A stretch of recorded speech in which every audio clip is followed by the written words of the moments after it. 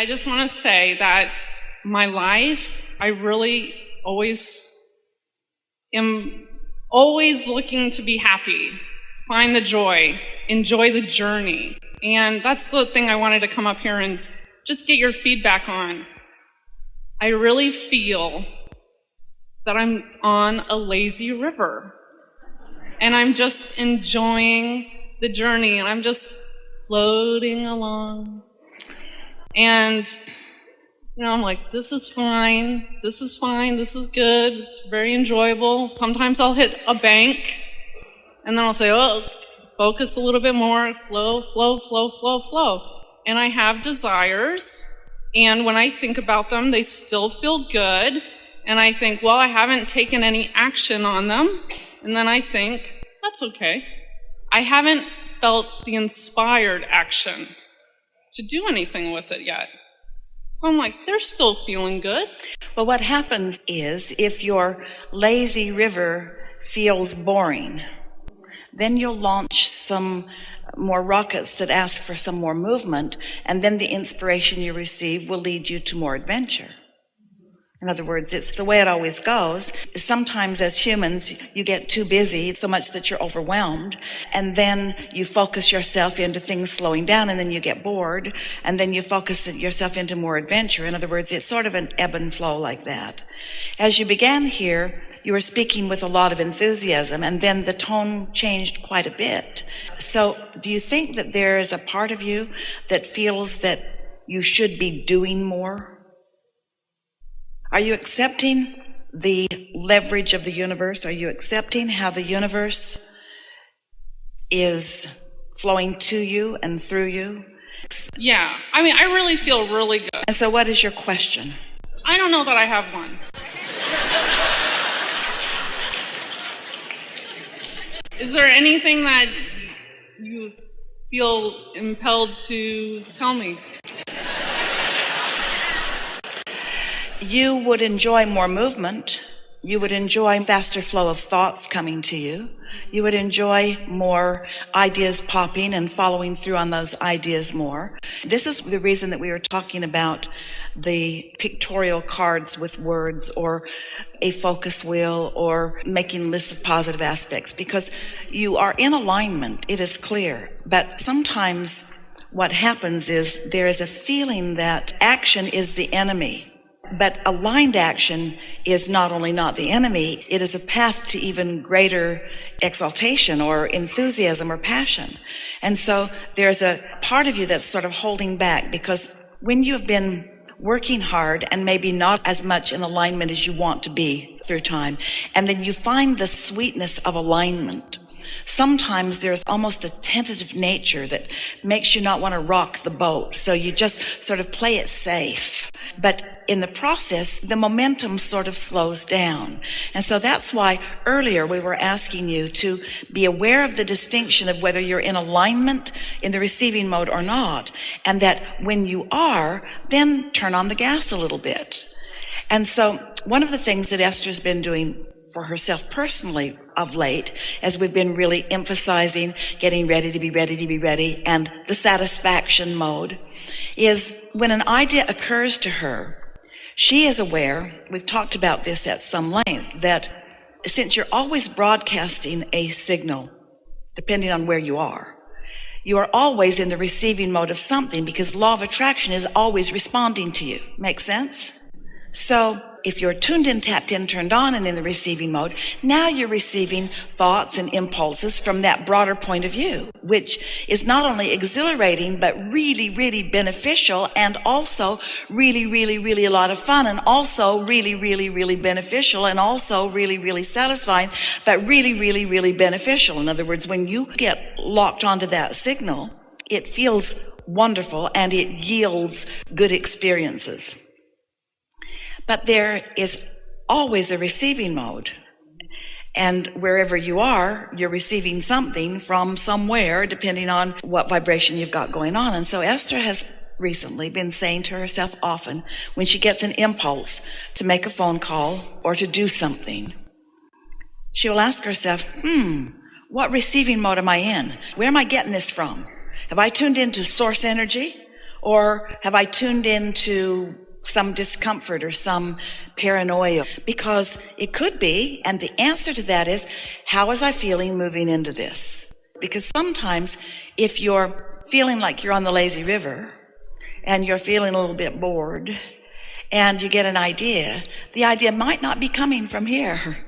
It may be coming from this place of guardedness or from this place of not wanting to get too busy. Esther knows that when she sets things in motion, she gets busy. She only has to make 2 or 3 phone calls to get things going and organize something and plan a little get together, and she's off to the races. And then her inbox fills up and her texts start coming. And so she plans the time because she knows when she focuses, it's going to start happening. And sometimes when you are accustomed to being busier than you want to be, you're tentative about starting anything.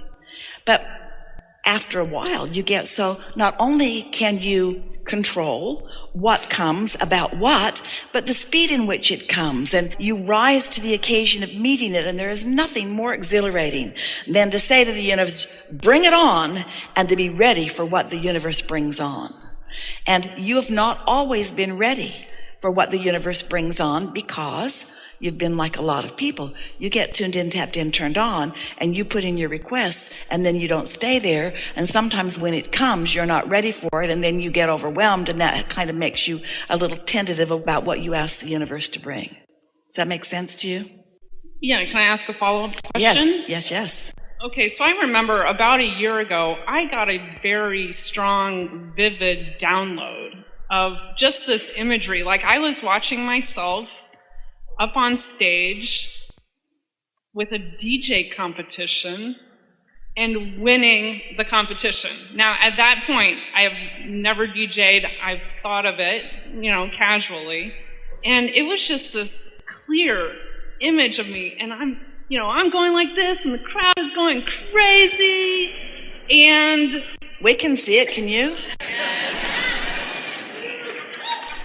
And so that happened, I think, in May of last year. And then it kind of took me a little while to, take some inspired action towards learning about DJing, and, it kind of ebbs and flows. So I would call that a strong impulse or a strong delivery, receiving of a message. First of all, when you receive that, as you said, download, and that's what it feels like. That's really the receptive mode.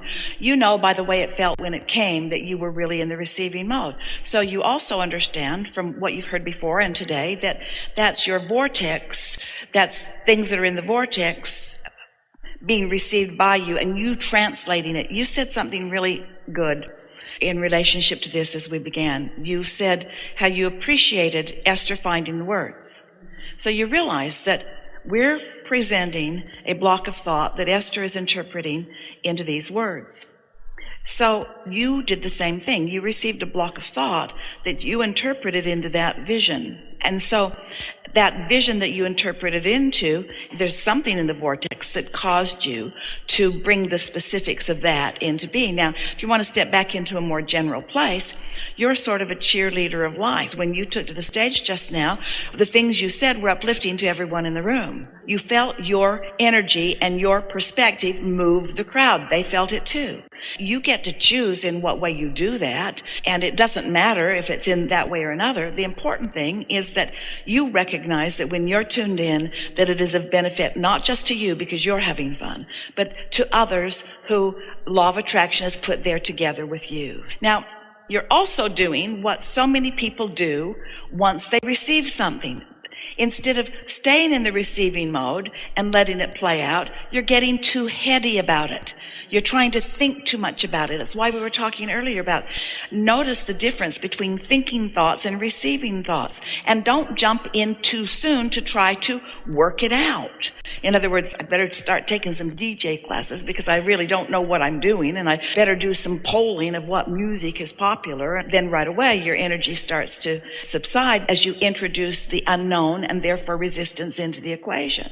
And this is why we want to say to all of you, can it not be enough for you to receive that thought? Can't you rest in that thought and enjoy that thought? Does every good idea have to immediately turn in to a good paying job?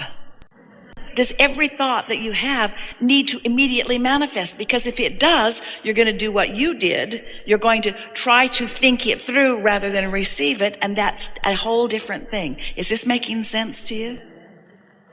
To you? Yeah. Mm-hmm.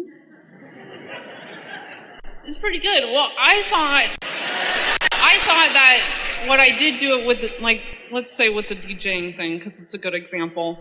I didn't rush into anything. Like, stuff would come to me. I'm like, oh, this looks good. I will do this. If you're following that out, then that's perfect. But some of the things that you said and some of the way that you felt when you said them lets us know that you got a little heady. I did poll. A little thinking about it. And it's all right. That's really what we're talking about. Have you noticed that the basis of our conversation with you all is letting you know that you're more than your physical body, letting you know that there's a non-physical part of you that's active, letting you know that law of attraction is responding to that non-physical part, letting you know that because there are two active vibrational points of view, that's the reason that you can feel positive emotion as you align with your inner being, or negative emotion as you pull apart from your inner being. These are things that are important to understand. And then it's important to understand that you are the creator of your own experience, and the way that you create it is through